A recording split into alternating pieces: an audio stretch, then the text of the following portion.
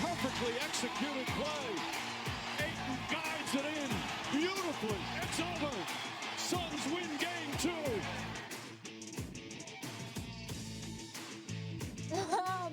I don't know what was better, the dunk or Stephen A. in Wilbon's face. Props to whoever caught that on camera.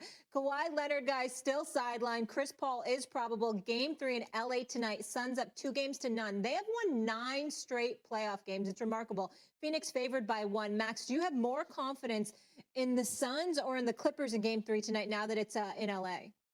The answer is the Suns, because Chris Paul's supposed to play and Kawhi's not. Well, I mean, the Suns just beat him twice, very close at home. I think on a neutral site, the Clippers could have won. I think at home, the Clippers could have won. That's without Chris Paul. But if you add Chris Paul, who, keep in mind, this is a first ballot Hall of Fame player who has played at an exceptionally high level throughout his career in the regular season and in the playoffs. And Chris Paul is coming off the best series of his career. That's the best basketball he has ever played. Think about that. And he's never been to a finals. He is so thirsty right now, and he's had to be sidelined and watch this team, by the way, win by the skin of their teeth, and he has to be thinking, this team needs me. This is as motivated as can be, all-time great, peaking, joining a team that has won 9 straight playoff games. I'm more confident in the Suns. Not tonight. Tonight, I'm more confident in the Clippers. I think their backs are against the wall. I think if they lose game 3, they get swept. And I don't see that happening. These games have been close. They have not had Kawhi Leonard. Obviously, that's an incredible adjustment for them. Everybody's anticipating an upgrade from CP3. He will play tonight. He will be ready. But I think that when you look at the Los Angeles Clippers, listen, Paul George missed those 2 free throws with 8.2 seconds left. No doubt about it.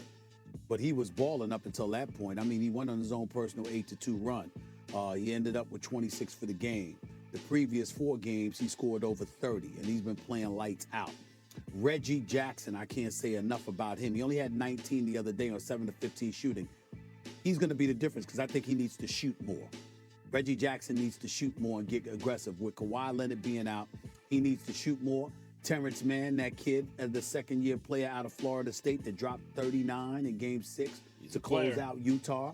I think that that's a guy that needs more playing time in this series. I think Ty Lue recognizes that, and I think you'll see more Terrence Mann tonight, and I think that you'll see the Clippers feeding off of this crowd. Max, last week, I've never seen the crowd at a Clippers game like that in my life. I've never seen it, ever, okay? And so it's a different ball game right now. They recognize what's at stake.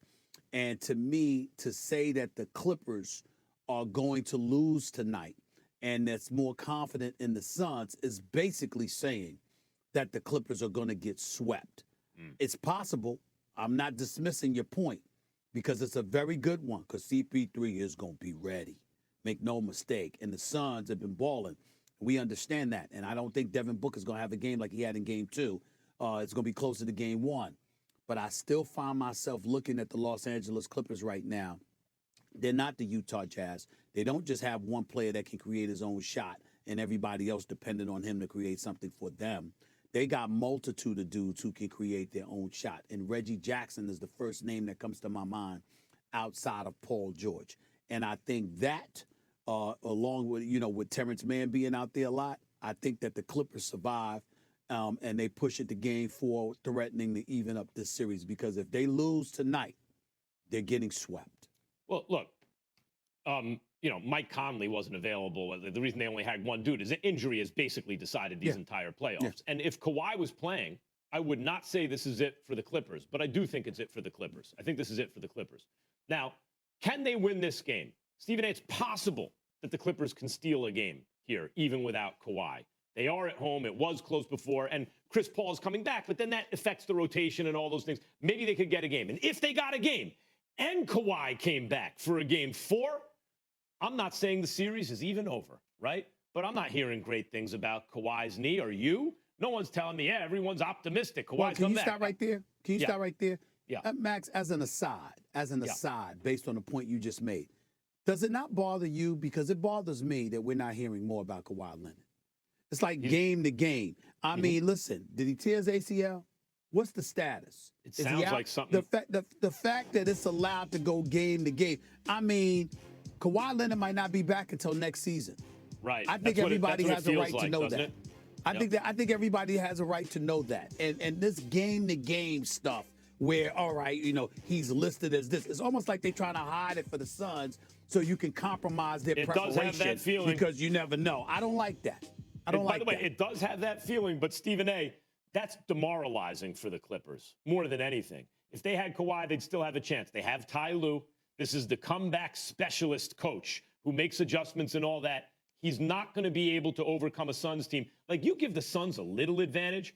They had it against the Lakers because of injury, right? I thought the Suns were going to be a powerhouse this year, but DeAndre Ayton be a little green, right? Not quite their time. Maybe next year. What happens? AD is hurt and then out.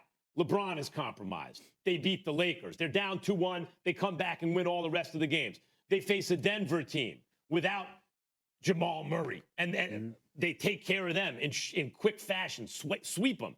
And now they're facing a team without their best player. And what do the Suns have? What have they done in these playoffs when injury affects the other team? They crush them. When you say if they win game 3, they sweep, I think there's a very good chance the Suns sweep this series. Well, both games have been very, very tight. And I'm here to tell you something right now.